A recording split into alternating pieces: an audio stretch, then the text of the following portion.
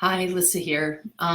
Today I really want to discuss this idea of habits and how they are hardwired stories. What we tend to do because of the way that our brains are designed into creating stories about everything, it's the way that we create meaning. We often have a situation come up and then begin to construct the story around it.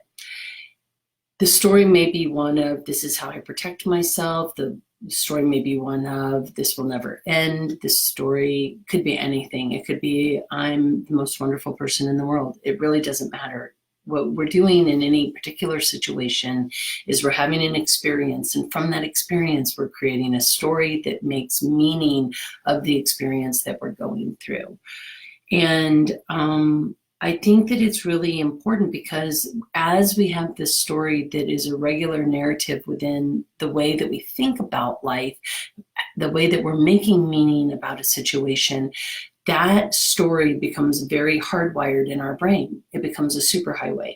And often these stories have a beginning, an origin in our youth as a way that we survived a situation, or we were able to really be, I don't know, what's the word I'm looking for, how we are really able to take care of ourselves. You know, as children, we have so little power over our life situation. Hi, Jason, it's nice to see you here.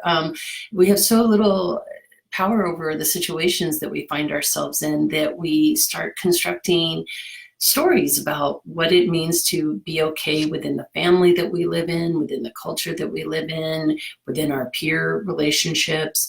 And as we're constructing these stories, they seem to make sense to us at the time. We stop questioning them. We stop being curious about where they came from or what the purpose was. And fast forward 5, 10, 15, 20 years, we may find ourselves re-examining the same story later because we're still using it. And what worked at one point maybe doesn't work anymore. And so think about a story that maybe you've discovered you had that no longer really serves you. So for instance, for me, when I was growing up, one of the things that I heard as a kid was, be quiet, you're too young, nobody wants to hear what you have to say. And I sort of integrated that into my way of being, which became very much I wasn't going to share what I thought. So as I got older, one of the problems was I found myself resentful a lot because there was something that I needed to share. And yet my confidence in the story that I had hardwired into my brain was, don't say anything. Nobody really wants to hear what you have to say. And I think you can imagine, whether you've had this experience yourself or not, that you can imagine how that might stop me from voicing what my needs are, voicing what I was experiencing. And really, even more importantly than voicing it out into the world was the acknowledgement of it for myself. And so part of the idea then is to, one, become aware that there's a pattern that isn't working for you. The second piece is to find a way to pull yourself out of it. I've often talked to clients about, if you were visualizing this story on a television screen or on a movie screen, I've heard other people talk about, you know, getting that 30,000-foot view where you're up on the mountain and you're looking down on the situation. What we want to do is we want to create a little bit of distance between ourselves and that story that we're telling ourselves, and get curious, not curious in a beating ourselves up kind of way, like I shouldn't feel this way, I shouldn't be this way, but more curious around, how is this story working for me? And there may be stories that are working for you perfectly and you don't need to do anything different. That wiring is great. But there may be these stories that are less than useful. And finding the fact that here I am on this superhighway of the story, the neural wiring is hardwired. It may take some effort to start to look for, where's the exits? Where are the exits along this road? And maybe it's a deer trail, or it's some little tiny pathway that's hardly even broken down at all. It's still grassy. But yeah, what supports the story is what we have to get curious about, and then find that pathway that will take us into a different way of being in relationship to the story that we've created. And how do we want to be in relationship to the situation that we find ourselves? So here's an example of this. I was having, it actually came up twice yesterday in conversations with two different executives, and they were talking about giving feedback to direct reports and not wanting to do harm. Like there was something significant that they needed to share with their direct report, and yet struggling with how to share this information so that it wasn't just like a truth bomb that blew up on their direct report.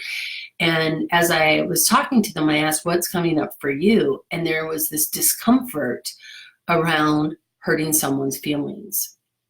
And I think that that's a really interesting positive story on one hand, and also a bit of a limiting story, because it says, the only way I can give feedback is in a way that is maybe hurtful. And so how do I change that story? Like, how do you give feedback coming from a place of caring? And that was the conversation that I ended up with, and sort of two variations of it. But how would you want to be differently in your relationship to getting this feedback? What is the purpose of the feedback? And for both of these people, it was a genuine care and concern for the person working for them. They cared about them, they liked them, they want them to be successful, yet there's this behavior that needs to be acknowledged. And so do you come from the business story of this is how it's impacting the business, or do you come from the personal story of, may I share with you some feedback around what I'm observing and how this might impact you ultimately? Also, for many people, we have these unconscious stories that we're responding and acting and reacting with that often are baby calls. Okay, happy baby yoga, Jason. But that ends up being this. Oh, I got a little derailed there. Let's see. So what ends up happening is, what is the underlying purpose of this? And it's to benefit another person. The question comes out in a completely different way, right? So we moved from it being this terrible, horrible story of I've got to make people not feel uncomfortable, to there's maybe some discomfort in growth, and that's okay, but I'm coming from a place of I want you to be successful. It changes the narrative, it changes the energy in which we're having a conversation. And this really applies across the board with all human beings.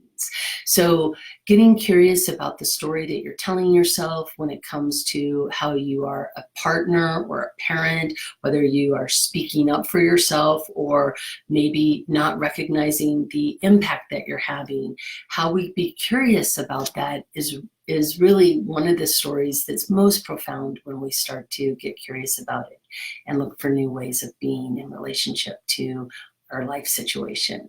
So I don't have much more to say about it. I want to try and keep this under 10 minutes. So I hope you have a wonderful weekend and have a great day. Cheers.